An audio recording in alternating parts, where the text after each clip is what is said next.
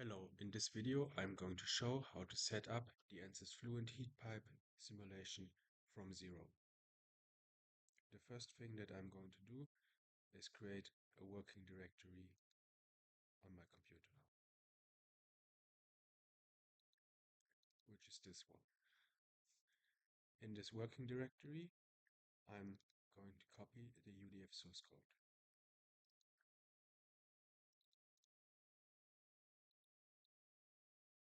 And then I'm going to open ANSYS. Please remember that this simulation is conducted with the student version of ANSYS 2026. So all files that I'm going to provide cannot be opened with a previous version. You need a version that is newer than ANSYS 2026 or ANSYS 2026 itself.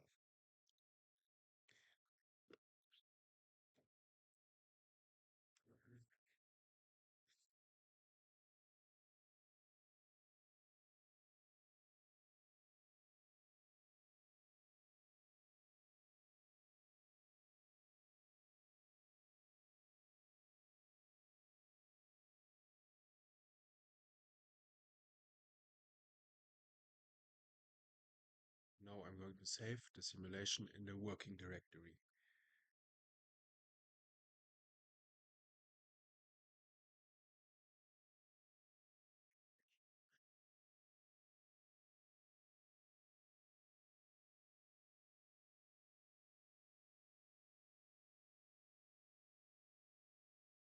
And I'm going to call it.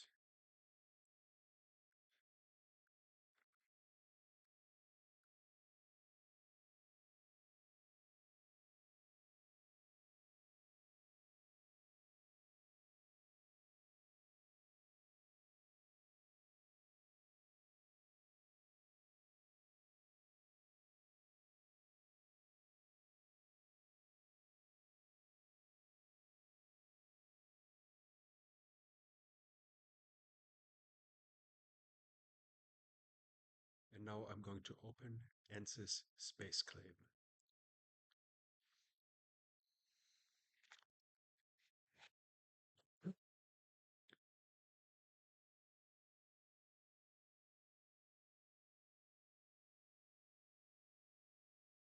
Now I'm going to draw the 2D axis symmetrical heat pipe geometry. For this, it is very important that you select the drawing plane as the XY plane and that you select the X axis as your axial direction and the Y axis as your radial direction.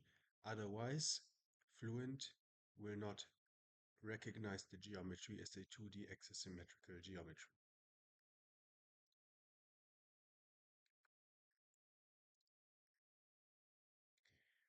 Now I'm going to draw a very simple heat pipe that is very short for time reason that the meshing and the calculation is done more rapidly.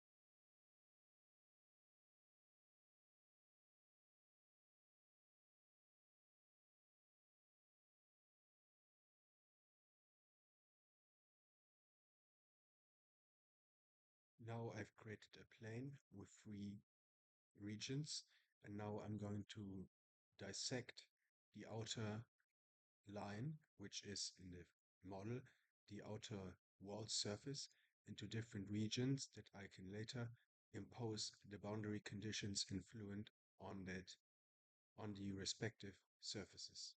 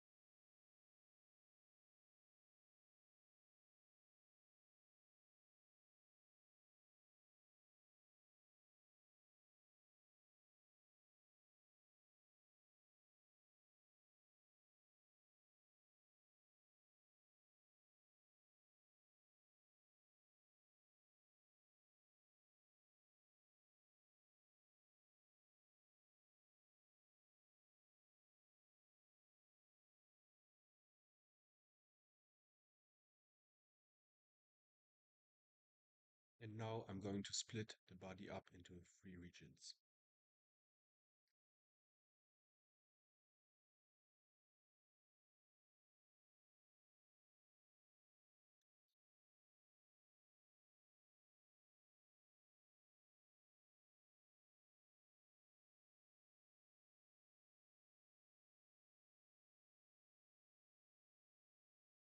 And now I'm going to give names to all the regions that I can later select them in the meshing software and in Fluent itself.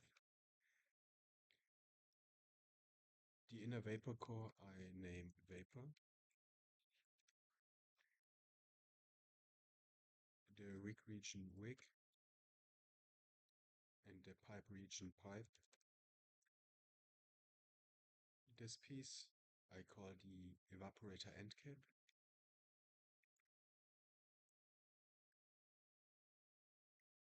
It is just an additional geometry that the velocity fields and temperature fields are more natural, but in a simulation it is not mandatory to include an end cap on the evaporator and the condensator end.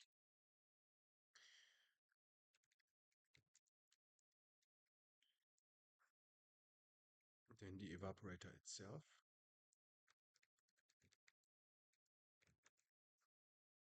The transport zone.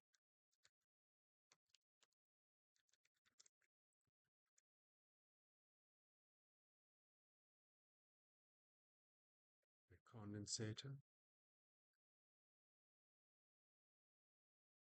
And the condensator end cap.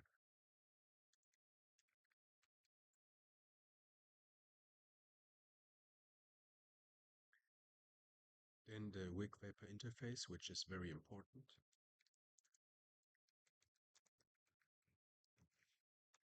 And the axis, which is also very important.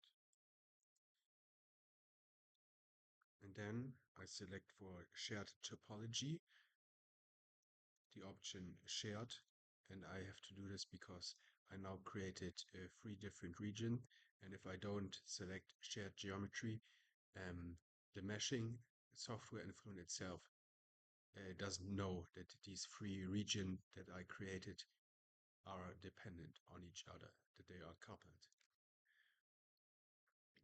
Once the steps are done, we can go into the meshing software.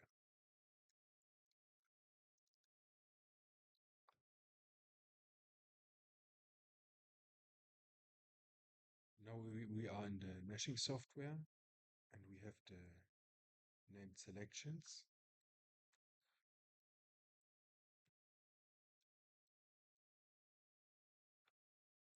And now we are going to create the mesh.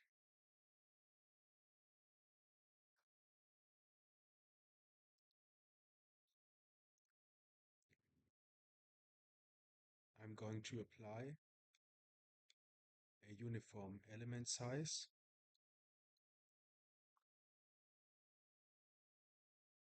with elements of the size of 0.1 millimeter, which is sufficient according to a mesh refinement study that I've made. Moreover, due to the model and due to the steep gradients in the boundary layer, it is necessary to apply an inflation layer on the wick vapor interface.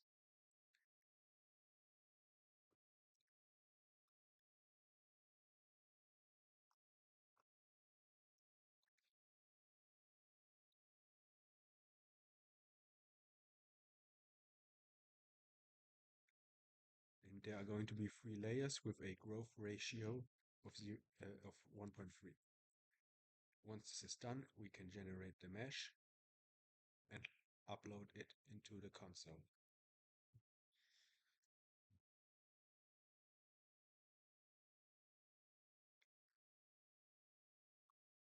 Now the meshing is done, and this is the result. A uniform mesh with an inflation layer, as we wanted, and upload it into the console.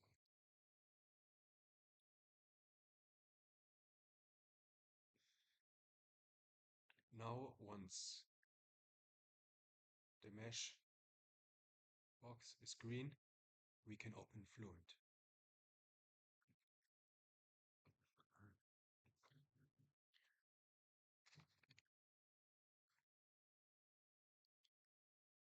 (2D) has already been selected due to the geometry.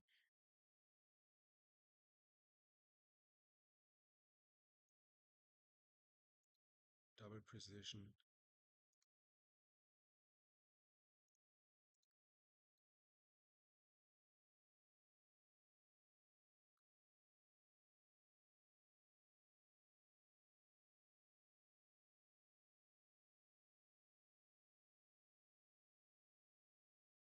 Now Fluent has started, and we can start setting up the model. The first thing that I do is I'm going to record a journal that I have to that later I don't have to repeat the setting up process.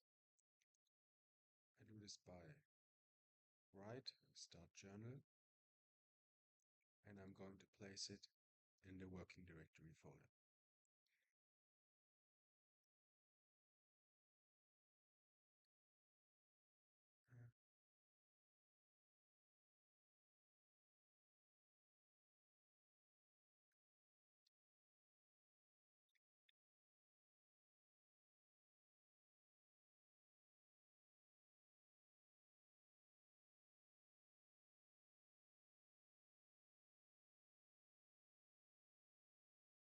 The model can be simulated in a steady state or a transient solution. I'm going to choose steady state because it is faster. If you want to change the model to transient, you have to later consider the different solver settings that are required, as I have outlined in my bachelor thesis. You can find the solver settings for the steady state and the transient formulation in my bachelor thesis. I'm going to select axis symmetric.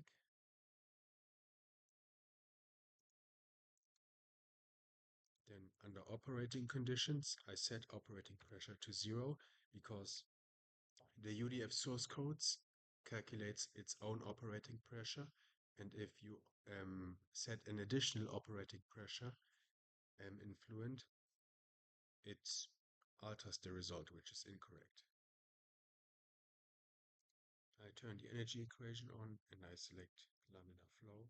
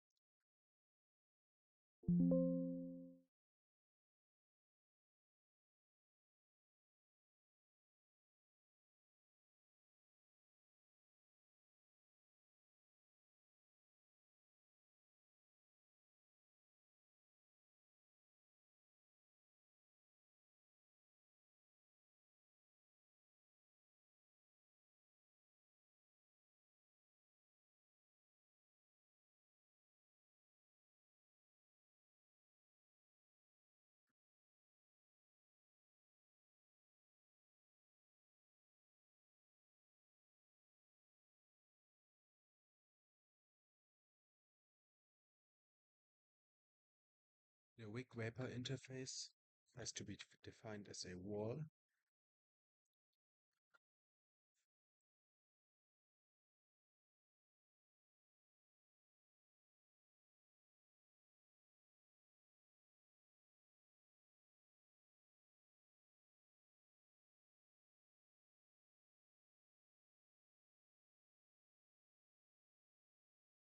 And the pipe wick region as well.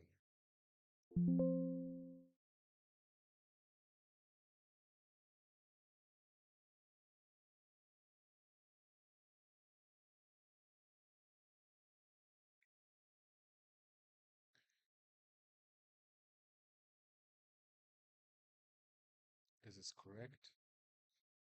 Now I'm going to define the cell zones. This is a solid copper.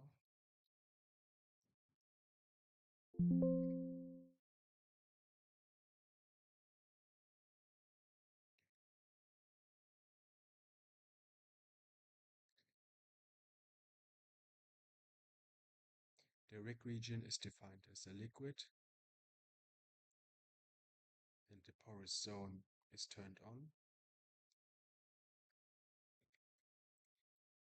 You only need to enter for the porous zone the values of the viscous resistance.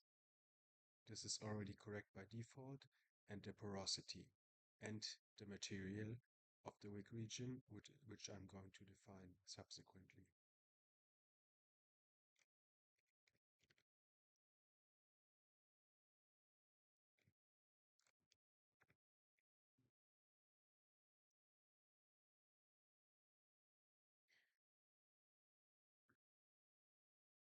Now I'm going to define an extra solid material for the wick region, and I'm going to call it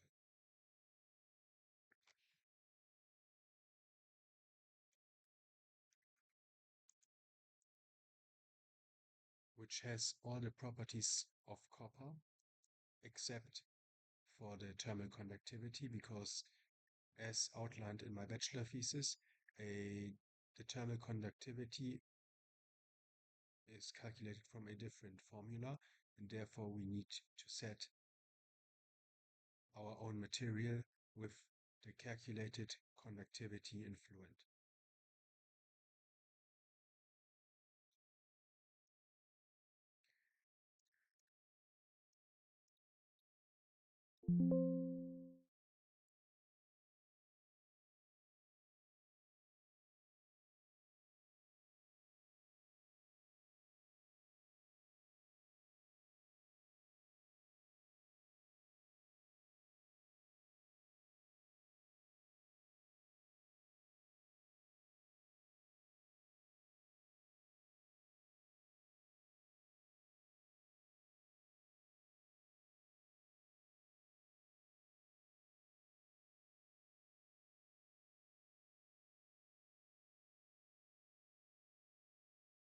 Now I'm going to load the UDF source code into ANSYS Fluent.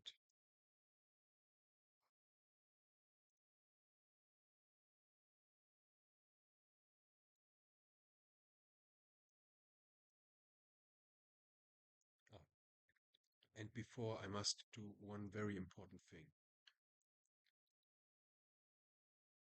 I have to check that the regions that I assign in the UDF source codes with numbers correspond with the cell zone IDs in ANSYS Fluent.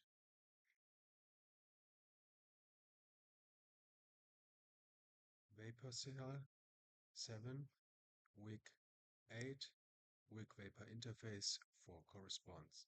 Now I have to check the material properties.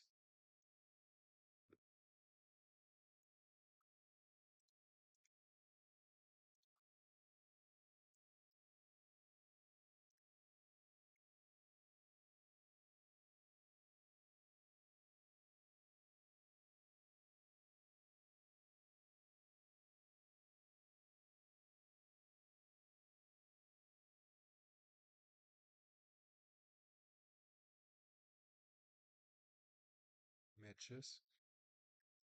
The porosity also matches. The ideal gas constant also.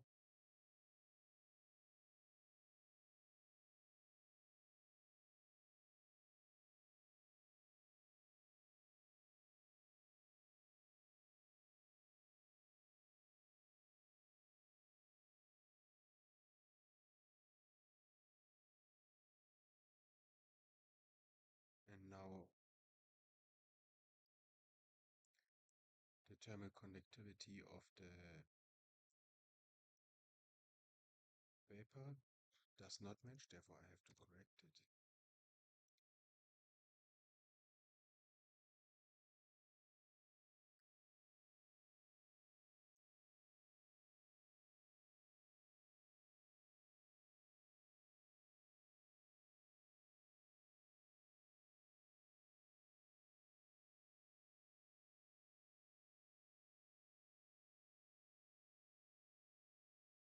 Now the material and the zone ideas of the ANSYS Fluent models and of the UDF source code match, and it is very important that you do this, otherwise it will create problems in the model.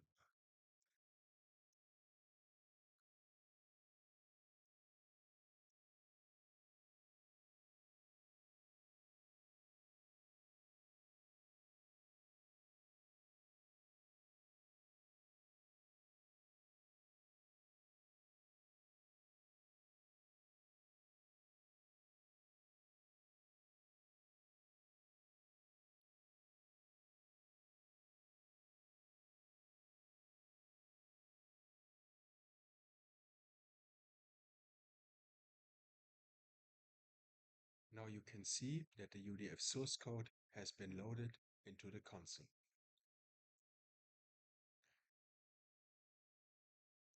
And again, you can check the IDs.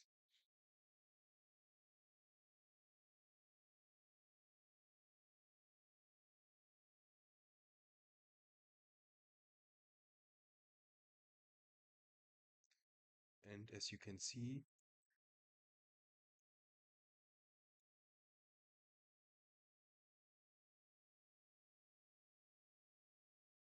okay.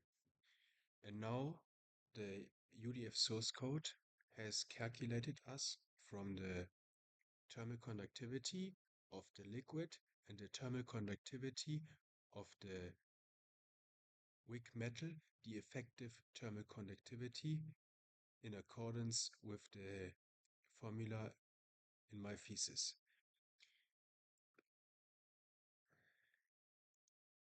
And now I'm going to take this value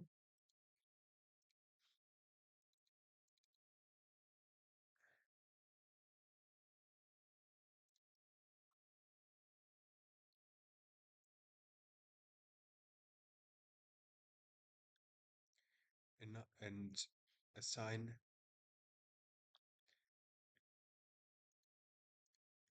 no.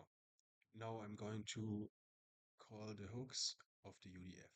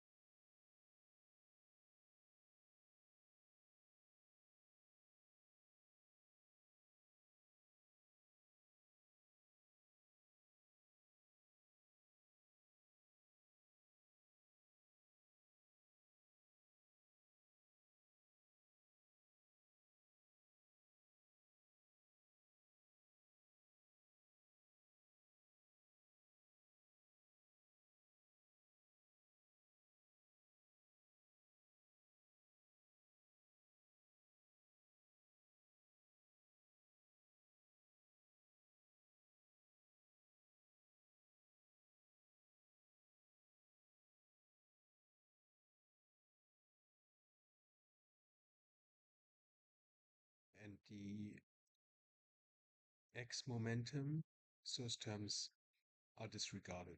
Please do not implement them. They are not important in this case. Now I'm going to assign the user-defined materials and material properties to the materials, which is the density,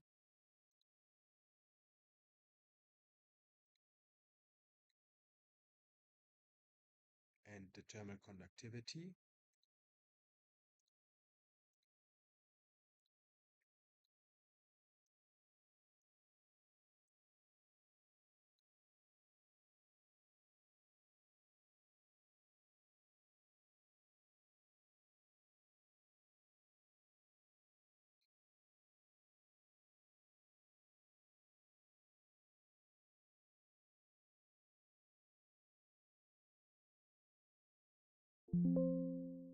so the user-defined density for vapor and liquid, and the user-defined thermal conductivity for the wick metal and the wick liquid, which is water.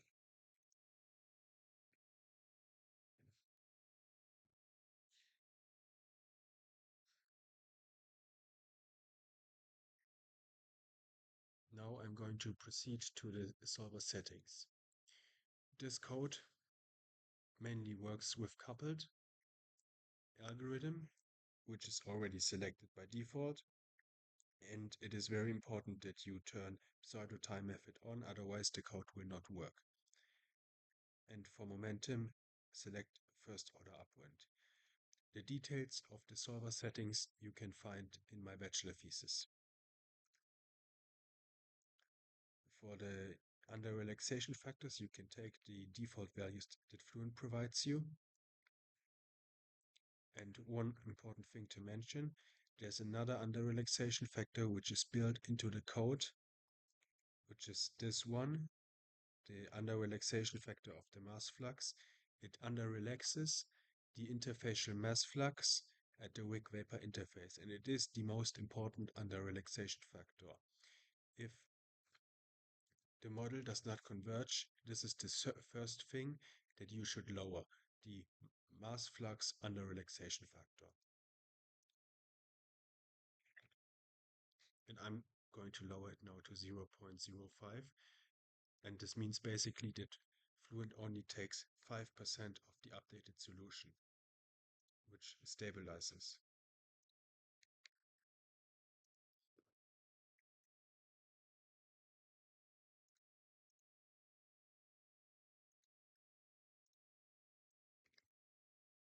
And as a time scale factor, you select 0.1.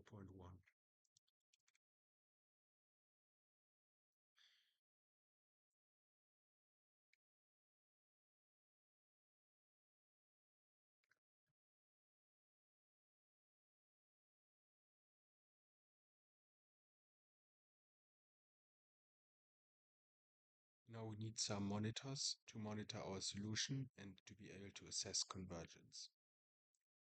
I'm going to take the maximum velocity,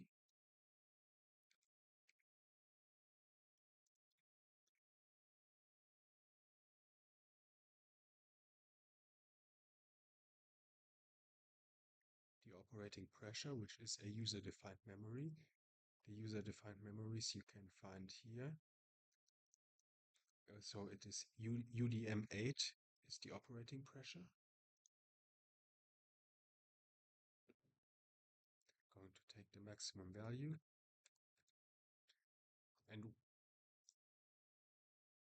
when these values have stabilized, we can say pretty certainly that the solution has converged.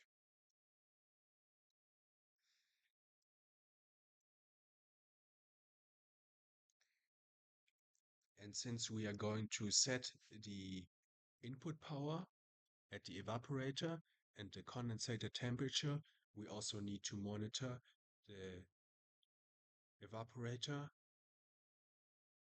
temperature, which is an area weighted average at the evaporator.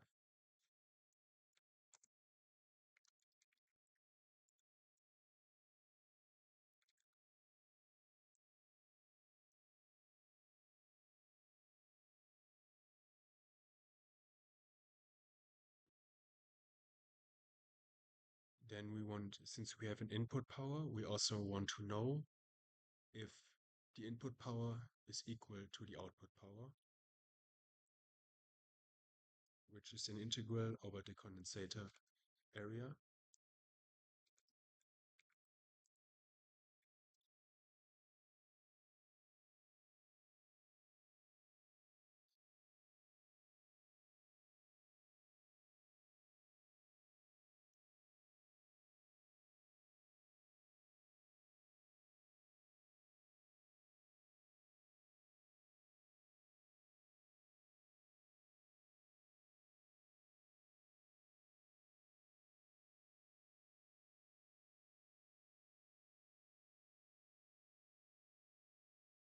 And since we are going to define in some cases the transport zone is non-adiabatic, we are also interested in the losses, in the heat losses through the transport zone.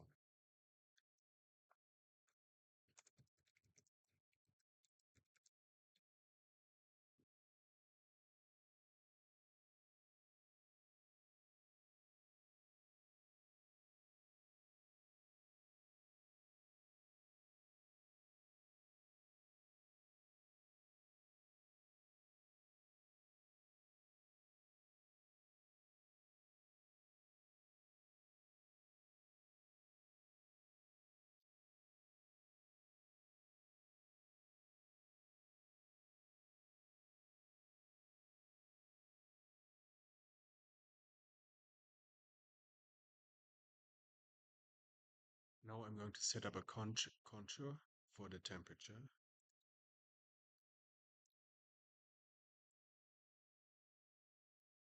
And a plot along the x-axis for the temperature across the axial axis and the wall in x direction.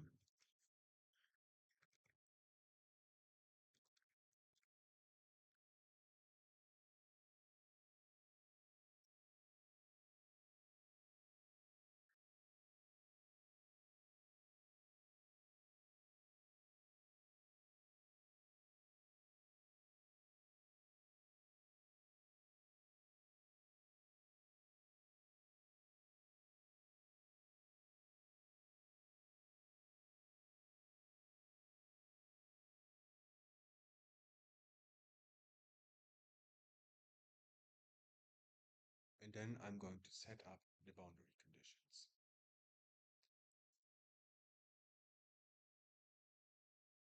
At the condensator, I take 300 Kelvin.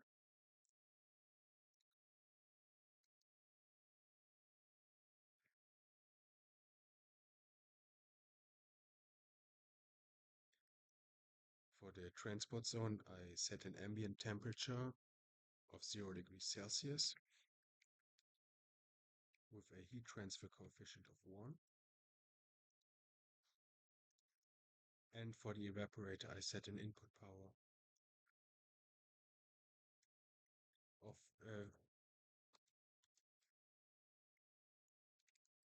2000 watts per square meter. And then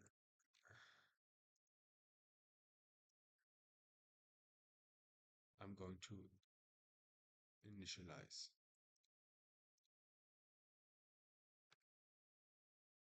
Now we can initialize the solution, and depending on how you initialize the solution, it's going to take very long or very low. The most physical accurate results you get when you initialize with the evaporator temperature, but then it takes a lot of time. And normally you can initialize at a state that is closer to the final temperature if you know them. But now I'm just going to leave it at the same temperature as the evaporator temperature.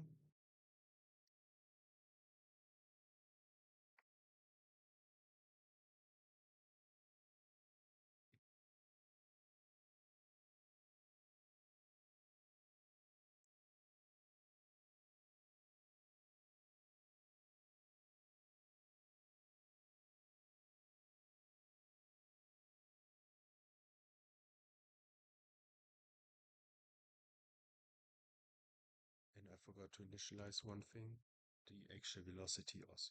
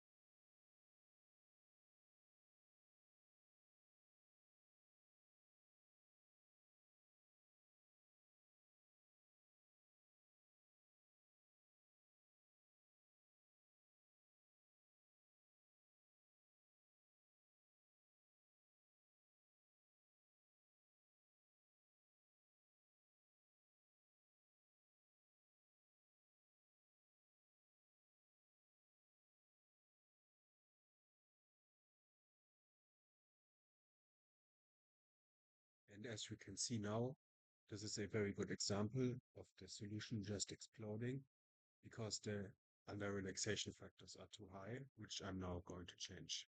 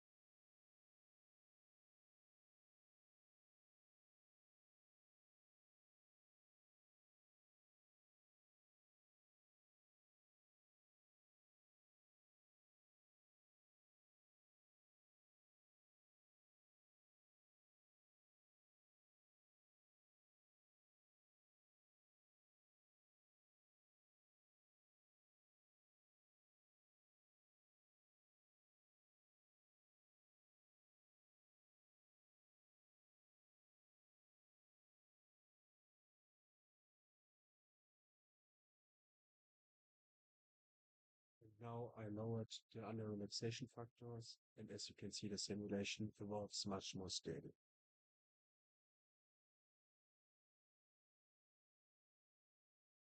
And the monitors have already stabilized, and the residuals as well.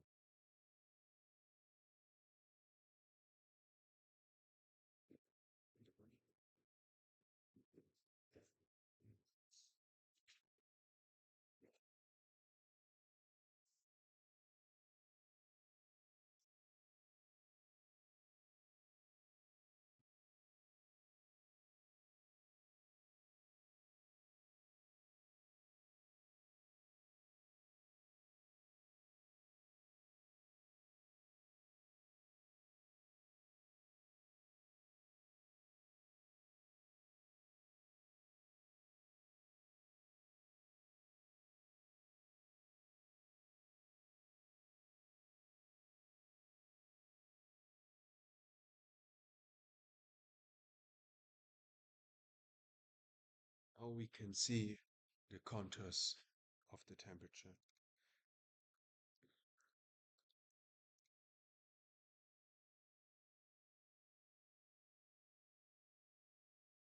And the temperature's actual direction.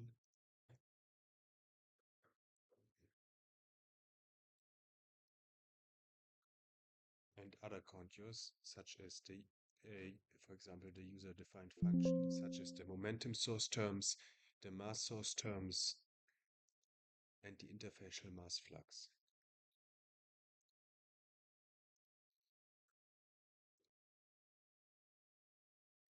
Here you can see the interfacial mass flux. In the evaporator zone,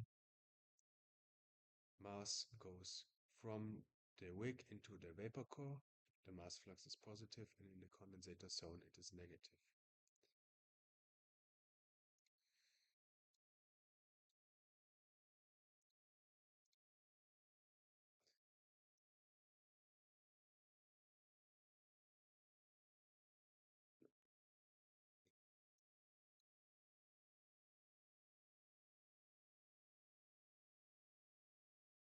And the operating pressure. This was the instruction video on how to implement the UDF source code in ANSYS Fluent. For further information, please consider the contact information from me.